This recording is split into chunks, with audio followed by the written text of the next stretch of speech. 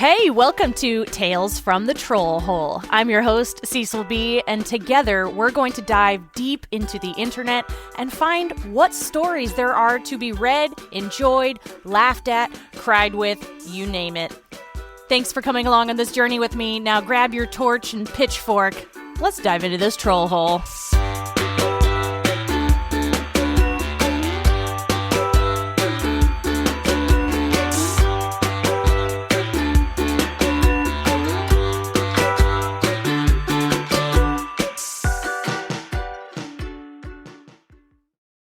I'm back. It's been quite a long time. Things happen. Life gets in the way. Stuff goes on. I don't need to make excuses. Whose business is it anyway? Of mine, what I do. Jeez. Okay, but for real, it has been a long time, and there's so many things going on. And I'm excited to get back into it. So let's read some stuff from the internet, shall we? There's a lot of internet to read, and I'm only one individual, so let's see what we can find to giggle at today. Okay, I've been looking at a lot of Karen videos on my TikTok feed because it just brings a sense of peace and justice to the soul that is unmatched, really. So let's read some Karen stories from out there in the wild, shall we? And of course, it's been a while, so I forgot to mention, I am reading all of these things from Reddit, so I will say the username and then assume it's from Reddit unless I say otherwise. And, take all these stories with a grain of salt. Could be true, could be not, but at the very least, it'll be entertaining. This first one is from Earhorn Jones. I used to have a coworker who was strange. Strange is in italics there. That's important. We used to go to the same barbecue joint every Friday, and without fail, my coworker would order a Wagon, no wheel. The person working the register, usually someone different every week, never knew what he was talking about, so we'd have to explain that he wanted a chuck wagon sandwich with no bun. We went through this every week for probably a year. One day, a new soda dispenser had been installed, and a guy was looking over it as we got our drinks. The guy asked us how we liked the dispenser, and we told him that it was nice, and he thanked us and explained that he was the owner of the place. My coworker immediately started ranting about how he needed to hire smarter people to work the register. The owner wanted to know more, and the coworker explained that they never knew what a wagon no wheel was. The manager asked, "What the hell is a wagon no wheel?" My coworker explained. "Jesus Christ!" exclaimed the owner. "That's the stupidest thing I've ever heard. What kind of idiot thinks he can make up names for things that aren't on the menu?" And then he looked my coworker dead in the face and said, "Are you some kind of moron, pal?" Coworker stammered that he wasn't, and the owner said, "Then quit saying stupid shit to my staff. Order off the menu or get out." We ate our lunches, and our coworker never ordered a Wagon no wheel again. That is outstanding. How satisfying that must have been for the people working there to overhear that conversation. Like, you can't just say stuff. Like, when I worked in food service, people would roll up to, first of all, it's a drive-through, so, I can't see you. I don't know who you are, and "Oh, I'll have the regular." First of all, shut the fuck up. Second of all, what's the regular? God, that is so satisfying.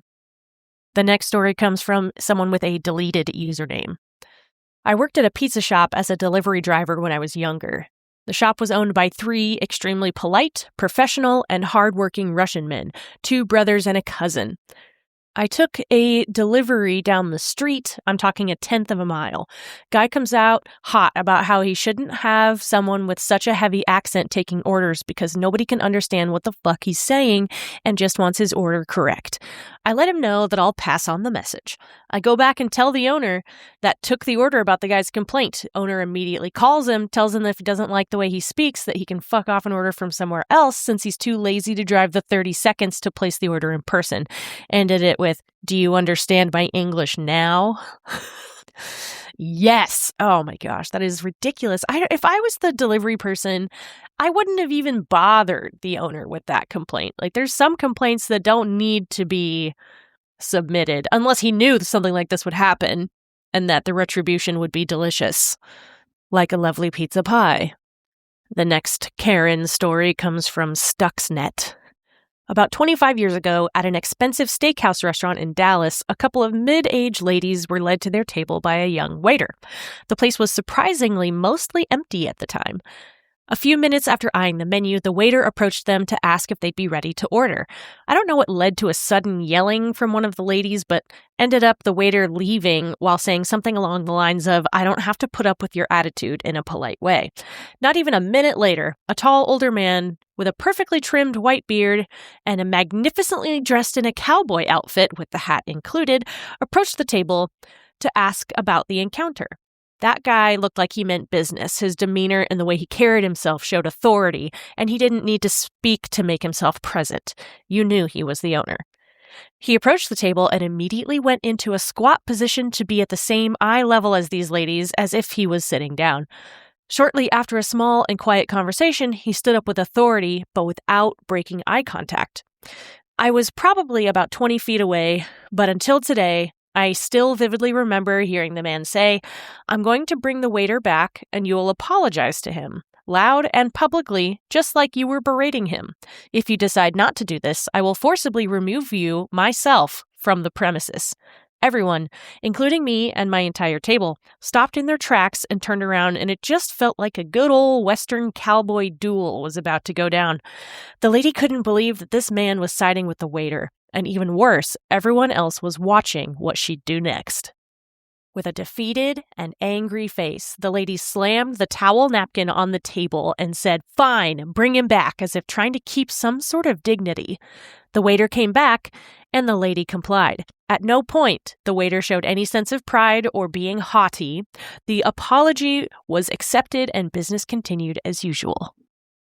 I've said this before, but there's just people are using customer service and food and retail as a cathartic experience to feel powerful and express some sort of need for control.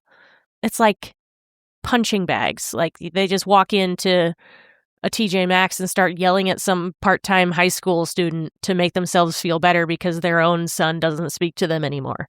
You know what I mean? Like, what are you doing? Be an adult.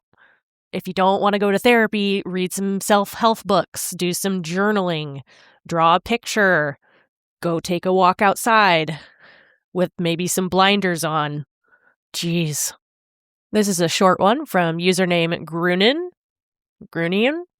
I don't know. My brother held the door for a pair of older women walking into a store behind us. One of them screamed at him not to hold the door just because she was a woman. He replied, "I'm not. I'm holding it because you are old." Up next is a story from Shavistwald. When I worked retail, I was the guy that would go outside and bring the shopping carts in. One particularly busy day, as I'm bringing a round of carts in, I notice a little woman in her mid-40s or so standing next to the area where the shopping carts are stored. I don't really think anything of it and just start putting the carts away. Without moving, she yells at me from about 30 feet away, standing next to multiple available carts, to bring her a cart. I figured I must have misheard her since she was standing next to so many available carts, so I just looked at her and waved. She looked shocked, yells, "Bring me a cart right now," and snaps her fingers at me. I laughed at her and walked back outside to get more carts, and she immediately filed a complaint about a very rude cart boy. It's like, not only can people not put their carts away, but they also can't get them now either. That's what I'm talking about. It's like people upset with something in their own life and they're taking it out on whoever they feel like they can and will get away with it. But I think people are starting to realize that they can get another job. Like if they really need to, it's worth standing up for yourself in those situations.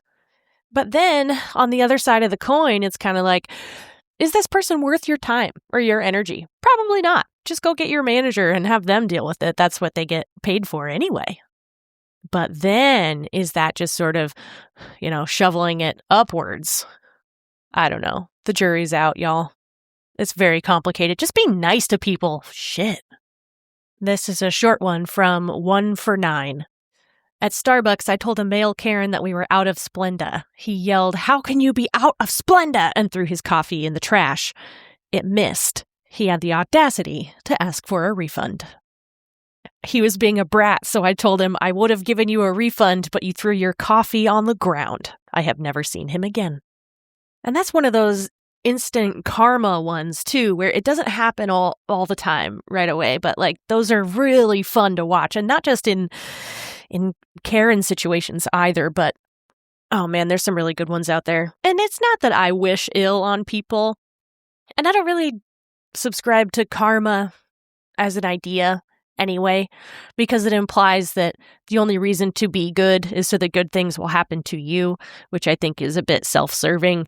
But just as a concept of the action receiving a reaction quickly rather than later, it can be very gratifying sometimes. One thing that is particularly humbling as well is that it could happen to anybody. I mean, everybody has either been a Karen at some point, or you know somebody who goes full Karen mode. My mom was a Karen, fully fledged. Patches on the jacket and everything. It was pretty awful, especially because all of her kids worked in customer service. Every single one of us. I still do as an adult, and so do several of my siblings. And it's like, how is that possible? So it's a good thing to keep in perspective. And also, at some point, you're going to be somebody's weird customer encounter for the day. No matter what you do, you're going to have it happen. And so when I read these stories and I enjoy them, it's always with a grain of salt, because you never know. You never know what's going to happen. But I do think that if I were to witness a Karen moment happening and I was a bystander, I almost said a stander by. That would probably work in an old-timey sort of way. If I was a bystander and there was a Karen moment happening, I like to think that I would do something, not just, whip out my phone and film it, but sort of help in some way. Say like, "Hey, that's messed up," or, "The cashier's right. The policy is right here. We all know it, right?" Like, I don't know. I want to think I would do something like that, but you never really know until you're in those situations. And I hope to never see one in person, because the secondhand embarrassment would just be way, way, way too intense. Oof. Some of the funniest, more mild Karen moments, I'll say, come from recipes online, recipe blogs. I don't know if you've seen any of those, but the comments will just be outrageous. Like, "I didn't have eggs and I didn't have flour, so instead I used Raisin Bran and applesauce and it turned out awful. This is a terrible recipe." I beg your fucking pardon? That's not even the same recipe, you fucking idiot. I can't even... Oof. That kind of stuff is just absolutely wild to me. And that they were telling everybody about how this awful recipe, it's like, you didn't make that recipe. You made something else. You made something else entirely. I don't think I would have the patience to run a recipe blog. I would have to hire somebody else to manage the reviews and the comments, because that is probably one of the spots where humanity remains as far as the dead internet theory, and it's not good. It is not good.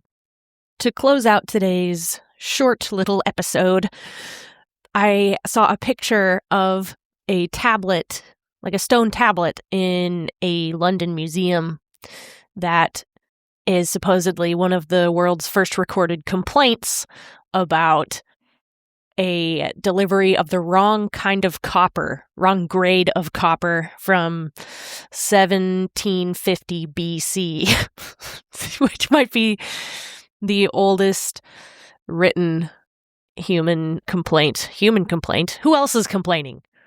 Why would I say human complaint? I mean, I think my dogs have some stuff to complain about, I guess. That's a fun one. What would different kinds of animals complain about? Anyway, so that's pretty cool. 1750 BC could be complaint about receiving the wrong kind of copper, which is really funny to me. That's one of the first things humans did after we settled out of the hunter-gatherer period. We made beer and we started complaining. Well, that's it for today, and I don't know when I'm going to do another one. Could be soon, could be a long time. Who knows? I do what I want, okay? That's what I do. I do what I want. So I hope you had a fun time on this journey with me. And then if you didn't, feel free to complain to somebody else, because I don't take complaints. All right, bye.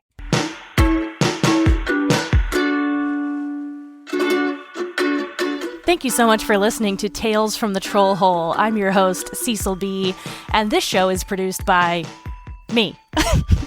Our theme song is by Vervex. They're a great band. You should give them a listen. You can stream them anywhere. They're also on TikTok and Instagram.